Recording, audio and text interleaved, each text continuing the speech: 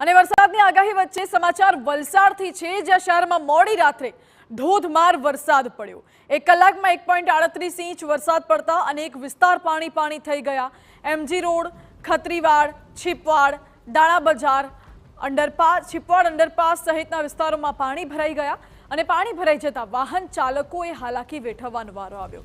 નગરપાલિકા દ્વારા લાખો રૂપિયાની પ્રી મોન્સૂન કામગીરી કાગળ પર તો દેખાડાઈ, પરંતુ દ્રશ્યોમાં એ પોકળ સાબિત થઈ છે। શહેરમાં મુખ્ય વરસાદી પાણીની ગટરો સાફ ન થવાને કારણે પાણી ભરાયાનો આક્ષેપ કરવામાં આવી રહ્યો છે।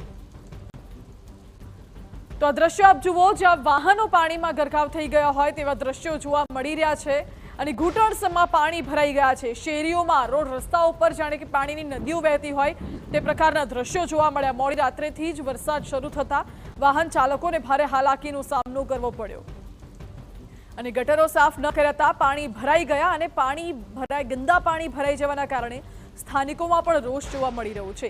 કારણ કે દર વખતે વરસાદ આવે ને તંત્ર પ્રી મોન્સૂન કામગીરીના મોટા દાવાઓ કરે છે અને ચોમાસામાં એ તમામ પ્રી મોન્સૂન કામગીરી જાણે કે પોકળ સાબિત થતી હોય તે સ્પષ્ટ દ્રશ્યોમાં દેખાય છે। અંદાજિત 1 કલાકમાં 1.38 ઇંચ વરસાદ ખાબક્યો છે અને અનેક વિસ્તાર પાણી થઈ ગયા છે।